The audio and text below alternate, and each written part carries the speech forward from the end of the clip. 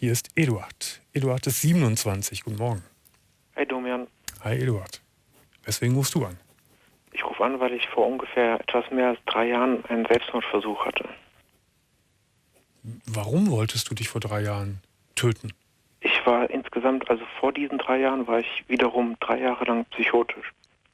Schwere psychiatrische Erkrankung? Genau, also paranoide Schizophrenie ist die Diagnose dann. Und am Ende so gegen Ende, sage ich mal, habe ich dann gedacht, dass ich großes Unheil über meine Familie und meine Eltern und meine Schwester gebracht habe. Und dass die alle mich hassen und bald foltern wollen und sowas. Also ich hatte Wahnvorstellungen. Genau, das war im Wahn, diese Vorstellung. Ja. Und ich hatte auch starke Panikattacken, den ganzen Tag Herzklopfen. Ich bin mit Herzklopfen eingeschlafen, mit Herzklopfen aufgewacht. Und irgendwann war das dann halt nachts so schlimm, dass ich gedacht habe, dass jetzt kurz davor steht, dass sie mich aus dem Haus schaffen und dann foltern werden. Und dann habe ich mir halt ein Messer geholt und eine Vene am Arm zuerst durchgeschnitten. Aber das denkt man nicht, aber da kommt fast kein Blut raus. Dann habe ich mir die große Vene am Hals durchgeschnitten. Da kam aber auch immer noch fast kein Blut raus. Ich habe den Finger in die Vene gesteckt, um die zu öffnen, aber es hat nichts gebracht. Dann habe ich mir in die Luftröhre gestochen, weil ich gedacht habe, dann ersticke ich vielleicht. Und das hat aber auch immer noch nicht geklappt. Und dann habe ich halt versucht, mit dem Messer ins Herz zu stechen. Ich habe mir an 2 Stellen durch den Brustkorb gestochen, den Finger reingesteckt, getastet, wo das Herz ist, das Messer wieder angesetzt und mit der flachen Hand drauf gedrückt. So ungefähr 10 Mal. Es war trotzdem nicht erfolgreich sozusagen.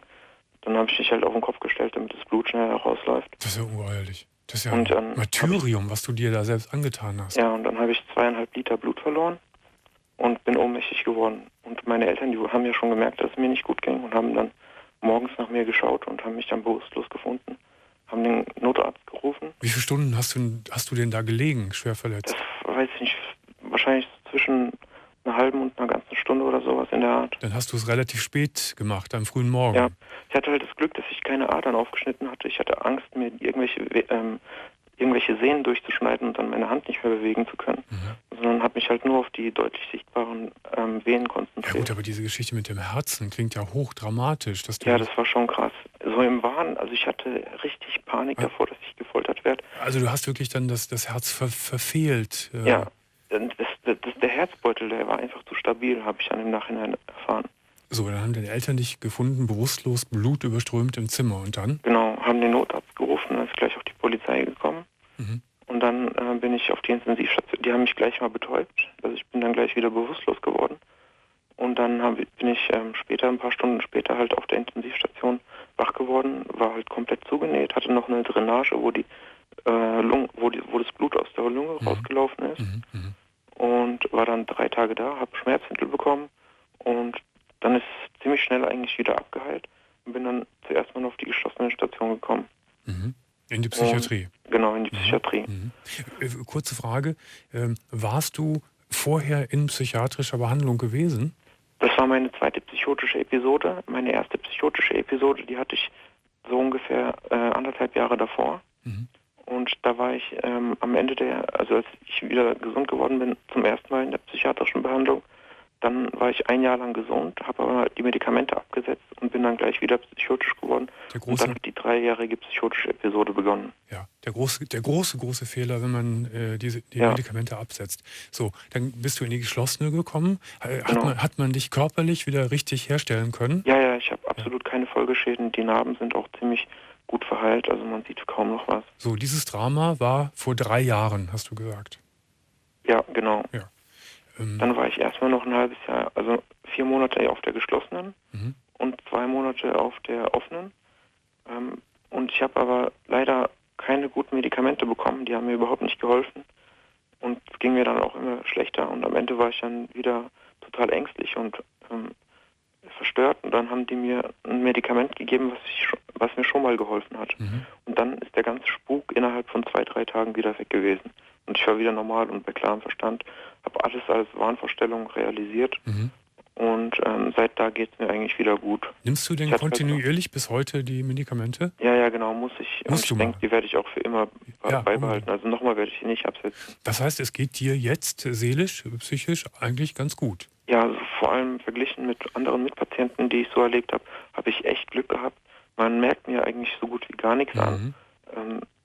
Kriege ich auch oft die Rückmeldung von Leuten, dass es bei mir total überraschend ist, weil man mir überhaupt nichts anmerkt. Und ich habe halt auch überhaupt keine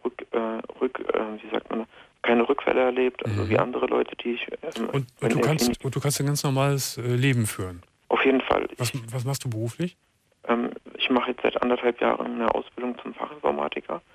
Die läuft auch sehr gut. Ich habe vorbildliche Noten, mache jetzt gerade ein Praktikum bei einer Softwarefirma für ein halbes Jahr, habe jetzt gerade die ersten 3 Wochen hinter mir. Super, das klingt doch alles hervorragend. Ja, also ich bin da echt, ich habe sozusagen Glück im Unglück gehabt. Allerdings. Und bist durch die Hölle gegangen. Auf jeden Fall. Als ich wach geworden bin und dann in die Psychiatrie gekommen bin, habe ich gedacht, ich habe es geschafft, mich umzubringen und bin jetzt in der Hölle gelandet.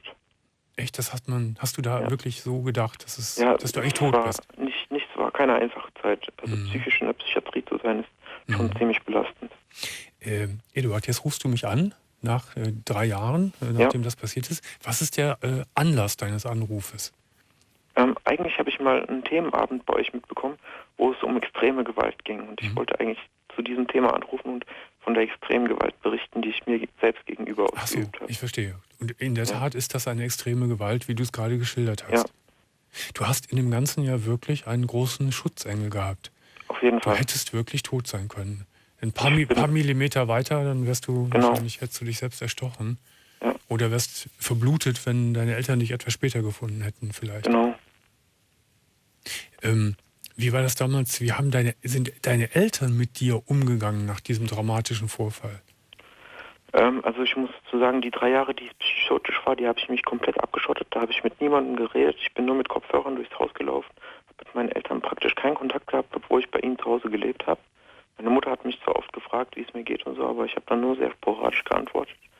Und kurz vor dem Selbstmordversuch habe ich dann irgendwie wieder angefangen, den Kontakt zu denen zu suchen.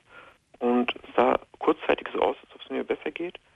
Und nach dem Selbstmordversuch haben meine Eltern mich echt jeden Tag in der Klinik besucht. Ich habe zwar kaum geredet, weil ich immer noch psychotisch gewesen bin, aber mein Vater hat den ganzen Tag mit mir Karten gespielt. Ich habe so viel Karten gespielt, dass mir mein ganzes Leben reicht in der Zeit.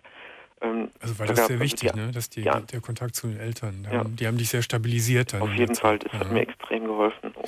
Ohne die wäre es noch deutlich schlimmer gewesen. Diese psychotische Erkrankung, du hast es ja gerade schon auch ein paar Mal angedeutet, zeichnet sich zentral darin aus, dass man eklatante Wahnvorstellungen hat. Manche Leute hören Stimmen, haben Halluzinationen. Bei mir hat sich dann eher mehr auf der Wahnebene abgespielt. Also ich hatte Wahnvorstellungen. Das ist im Prinzip wie eine Psychose des rationalen Denkens, also wie eine Halluzination des rationalen Denkens. Und insofern kam es dann, dass du die Wahnvorstellung hattest, deine Eltern würden dich foltern wollen. Ja, genau. Ich habe mir nur das Schlimmste zusammengereimt. Ich habe irgendwelche Nachrichten im Fernsehen gesehen, da Bruchstücke rausgeholt und gedacht, dass es da um mich geht und so. Und dadurch haben sich dann so Wahnvorstellungen herausgebildet. Du hast das gerade ja sehr detailliert beschrieben, wie du dich verletzt hast. Ja.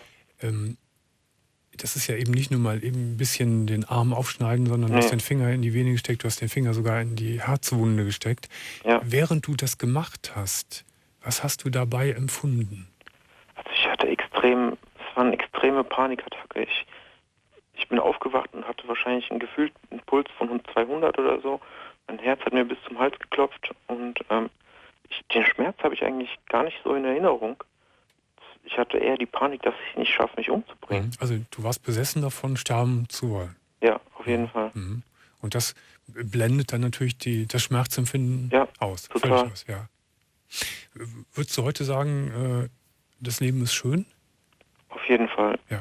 Ich habe nach der ersten psychotischen Episode habe ich mich ziemlich zurückgezogen, habe viel Computer gespielt. Aber jetzt, so nach meiner zweiten psychischen Episode, gehe ich wieder feiern, suche gezielt viel mehr Kontakte. Ich habe halt auch das Glück durch Facebook gehabt, dass ich viele Freunde wieder so schnell zurückkriegen konnte, was nach der ersten Psychose noch nicht möglich war. Also Facebook hat mir da auch viel weitergeholfen, wieder Kontakt zu Leuten herzustellen, die ich schon lange nicht mehr gesehen habe. Ich habe auch wieder feste Freundschaften und das tut mir am besten. viel wert. Was ist dein Traum? Hast du einen besonderen Traum, den du verwirklichen möchtest in deinem Leben? Ja, also entweder würde ich gerne erfolgreich in meinem Ausbildungsberuf irgendwann arbeiten, oder wenn ich dann, als Informatiker ist immer so eine Sache, ob man den Draht dazu findet und sich so da reinsteigert, da muss man sich ein bisschen reinsteigern. Aber wenn das nicht klappt, dann würde ich gern an der Berufskolleg Fachhochschulreife erlangen und studieren. Das wäre halt die Alternative. Du hast viel vor. Eigentlich schon, ja.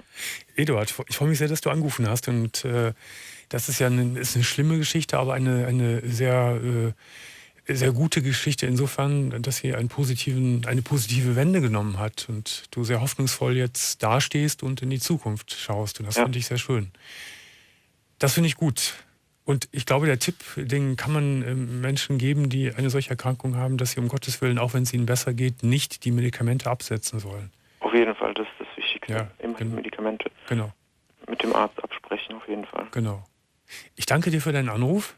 Ich danke, dass ich durchgekommen bin. Viel Erfolg und alles Gute in deinem Leben, Eduard. Dankeschön. Ciao. Ciao. Tschüss. 0800.